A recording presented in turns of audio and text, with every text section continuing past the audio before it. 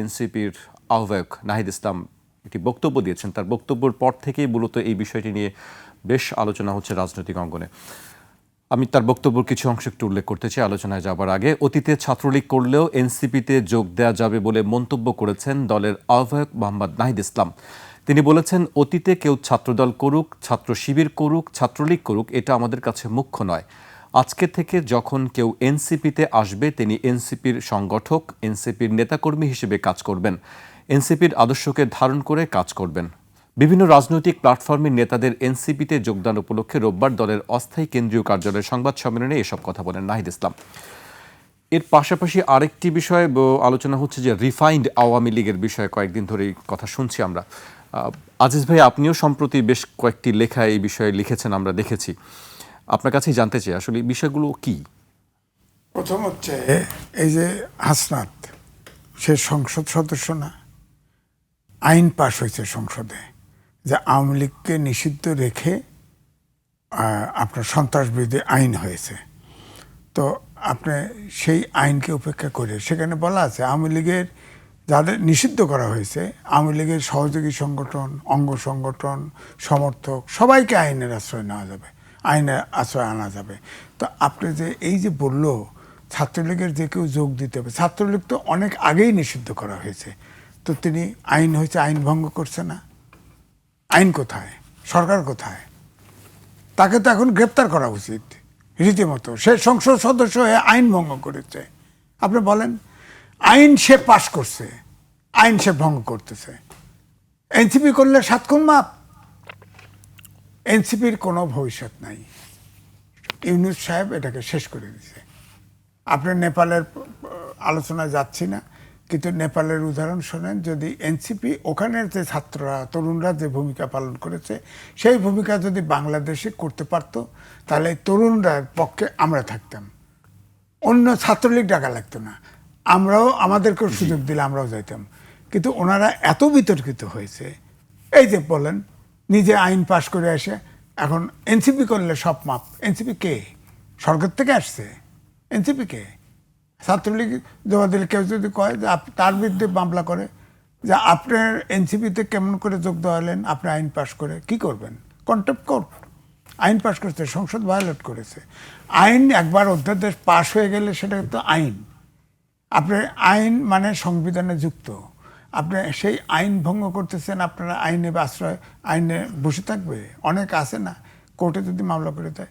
সুতরাং এইভাবে রাজনীতি হয় না, এই জন্যই রাজনীতি হবে না। প্রথম দিকে আপনি খেয়াল করে দেখেন যে ইউনূস সরকার সব আপনার যত স্থানীয় সরকারের চেয়ারম্যান, মেয়র আছে সব বাতিল করে দিল। এরপরে সবাই মিটিং ডাকছিল না এনসিপি করার সময়, বলল যে যদি এনসিপিতে আসেন তাহলে আপনাদেরকে আমরা দেখব। অর্থাৎ আপনারা যে যার চেয়ারম্যান। আরেকটি কথা বলছেন তারা যে যাদের বিরুদ্ধে অভিযোগ নেই কেবল তারাই আসতে পারবেন। অভিযোগ নাই যারা বাংলাদেশে যারা আছে এখন, তাদের ভিতরে অধিকাংশের অভিযোগ নাই। যারা অভিযোগ আছে, যারা টাকা চুরি করছে, যারা সন্ত্রাস করছে, যারা ফ্যাসিস্টের দোসর ছিল, সেই গ্রুপ বাংলাদেশে নাই। এখন জয়েন করবে কে? জয়েন করবে কে? ছাত্রলীগ পদবি থাকলেই ছাত্রলীগ করছে, আপনি তো কোর্টের আইনের ক্লিয়ারেন্স লাগবে তাকে পার্টিতে নিতে হইলে। কারণ সে তাকে নিষিদ্ধ করছে as a whole. Awami League, Chhatra League, অঙ্গ সংগঠন, সহযোগী সংগঠন সব মিলা নিষিদ্ধ করা হয়েছে। তো আপনি আলাদাভাবে এনসিপিতে জয়েন করলে তার কিছু হবে না, এটার অর্থটা কি? অর্থটা কি? সে আইন নিজে করে ভঙ্গ করলো, 1। 2 হচ্ছে, সুতরাং আমি মনে করি এই ছেলেরা এরা এখনো তাদের ম্যাচুরিটির অভাব, তারা এখনো রাজনীতি করার যোগ্যতা অর্জন করে নাই। একথা আমি বলতে বাধ্য হচ্ছি। কারণ নিজে আইন করে সে নিজে প্রথম ভায়োলেট করলো, নিজে আইন করে প্রথম ভায়োলেট করলো। এখন তাহলে যদি ছাত্রলীগের লোক যাইতে পারে, আওয়ামী লীগের শেখ হাসিনা আসতে অসুবিধে কি? শেখ হাসিনাও যদি করে, আমি নিজে ডাইরেক্ট মারি নাই, আমার পুলিশ বাহিনী মারছে, আমার অমুক বাহিনী মারছে, আমারে মাফ করে দেন, হবে? হবে বলেন আপনি? তো সুতরাং এই কথা কয়ে লাভ নাই। এইটা কথা পলিটিক্স বড় জটিল। ওই যে উনি পলিটিক্যাল নেতা। পলিটিক্স হচ্ছে সবচাইতে কঠিন। যত সহজ মনে করা হয় তত না। ব্যবসা করে লুট করা যায়, সব করা যায়, কিন্তু পলিটিক্স কিন্তু খুব জটিল। প্রত্যেকটা শব্দ, প্রত্যেকটা কথা কিন্তু জনগণের সাথে সম্পর্কিত একটা পারসেপশন তৈরি হয়। সুতরাং এই পারসেপশনে আপনাকে ধ্বংস করে দিতে পারে, পারসেপশনে আপনাকে তুলে নিতে পারে।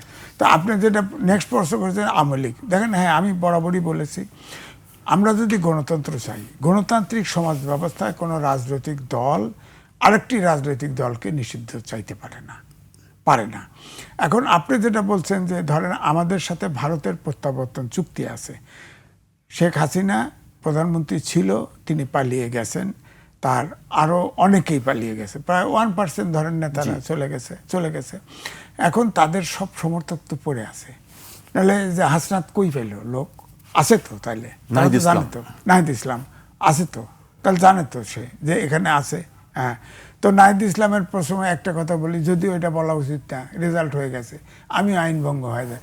আমি বনশ্রী এ ব্লকে থাকি, এ ব্লক হচ্ছে সবচেয়ে গুরুত্বপূর্ণ, আমাকে সবাই চেনে, আমার এই ব্লকে কোনো চাঁদাবাজি নাই। এক কথা, ওই এ ব্লকে ভুল করেও একজন বলে নাই তাকে ভোট দিছে, কিন্তু সে এখন হুইপ, অপোজিশনের হুইপ, কেমনে হইলো, কেমনে জিতলো? হ্যাঁ, উনি এখন ওনারা আসলে মাফ করে দেবেন, ওনারে মাফ করছে কে, ওনারে ভোট দিছে কে? আমি তো ওখানে থাকি, আমি তো জানি না। তো যাই হোক, ওই প্রসঙ্গ থাক, ব্যক্তিগতভাবে নাই বললাম কথা। আমার কথা হচ্ছে যে এই যে আওয়ামী লীগকে যে নিষিদ্ধ করার আইন করলো, এত সমর্থক আছে, এখন একটা বারবার ধরেন আইভি, নারায়ণগঞ্জের আইভি, তাকে দিয়ে একবার রিফাইন মানে কি, যার বিরুদ্ধে দোষ পরিশোধিত, যার বিরুদ্ধে অভিযোগ নাই, সোজা কথা অভিযোগ নাই, মোটামুটিভাবে নির্মল লোক, তাকে দিয়ে করা। আইভি সারা জীবন ধরেন এই ইয়ার কি ওই নেতা কি মাস্তানডা শামীম ওসমানের সাথে ফাইট করছে ধরেন, এখন তারে আপনি খুনের মামলা দিয়ে ধরাই দিয়েছেন। একটা আলোচনা হচ্ছিল না যে তাক দিয়ে রিফাইন আওয়ামী লীগ হইতে পারে, সাথে সাথে মামলা ধরাই দিয়েছে। তারপরে আমরা সম্প্রতি শিরিন শারমিনের নাম, এখন শিরিন শারমিনের নাম আসছে। যাই হোক, এগুলো আমার লেখাতে আনি নেই, এটা ঠিক। তবে এটা ঠিক যে আওয়ামী লীগের সমর্থক তো প্রচুর, ধরেন কম বেশি 30% সমর্থক, অনেকে বলে নাই, কমে গেছে, অমুক করেছে, আমি একটা লোকও তো কমতে দেখি নেই। এখন দেখি এই নাহিদ ইসলাম কইছে কয়জন যোগ দেয়, দেখি কয়জন যোগ দেয়, তাহলে কমতে পারে। এখন আমার কথা হচ্ছে এই আইনটা যে করা হয়েছে, এটা ওপেন এন্ডেড আইন বলে, অর্থাৎ সবার জন্য প্রযোজ্য। আওয়ামী লীগ যদি 5 বছর পরে আসে, 10 বছর পরে আসে, 100 বছর পরে আসে, এই বিএনপিকে নিষিদ্ধ করার সুযোগ আছে। আবার বিরোধী দল এখন 11 দল আছে না, জামাত, তারা যদি এই যে ইয়ে করে না, বয়কট করে আন্দোলনে গেল যাইতে পারে, বয়কট করতে পারে, গণতন্ত্রে আন্দোলনও করতে পারে, শান্তিপূর্ণ আন্দোলন করলে কোনো সমস্যা নাই। যদি আইন শৃঙ্খলা পরিস্থিতির অবনতি ঘটে, ওনারা বসে আইন করছে না, ওনাদের নিষিদ্ধ করলে কে ঠেকাবে বলেন? সন্ত্রাস বিরোধী আইন কে ঠেকাবে বলেন? এই জন্য 1974 সালের স্পেশাল পাওয়ার অ্যাক্ট ছিল, হ্যাঁ শরীফ ভাই জানে। এই স্পেশাল পাওয়ার অ্যাক্ট যখন 15ই আগস্টের পরে পরিবর্তনের পরে মোস্তাকের সময় যত গ্রেপ্তার হয়েছে তার 80% গেছে স্পেশাল পাওয়ার অ্যাক্টে। যারা আইন করছে তাদের লোকই ধরছে, 80% লোক জেলে ঢুকাইছে স্পেশাল পাওয়ার অ্যাক্টে। এখনও 74 সালের স্পেশাল পাওয়ার কিন্তু কেউ বাতিল করে না। সুতরাং আমি বলি আওয়ামী লীগকে ঠেকায় রাখতে পারবেন সারা জীবন না। তবে এটা ঠিক, শেখ হাসিনা যদি ফেরত আসে, ভারত যদি পৌঁছায় যায়, তাহলে অভ্যুত্থানের সব শক্তি এক হয়ে যাবে, তখন কিন্তু আওয়ামী লীগ হবে না। আবার আওয়ামী লীগের শেখ হাসিনার আপনার আশীর্বাদ ছাড়া কোনো লিডারশিপ এত বড় সংগঠন অর্গানাইজ করতে পারবে না। হঠাৎ করে কাউরে দায়িত্ব দিলেই তো হবে না, তার অর্গানাইজিং ক্যাপাসিটি থাকবে। সবগুলো তো ভেঙে গেছে, কে আওয়ামী লীগ করবে বলেন?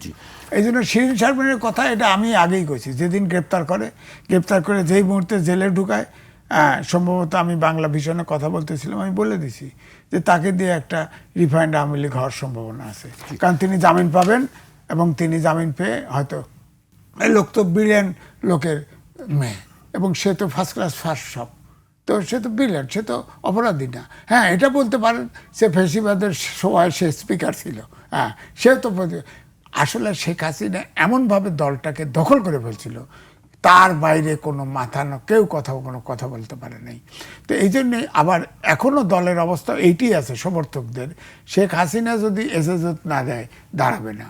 আর শেখ হাসিনা যদি নিজে তার ফ্যামিলির বা সে কিছু করতে চায় সেটাও আর হবে না, তাহলে আগের জায়গায় চলে যাবে।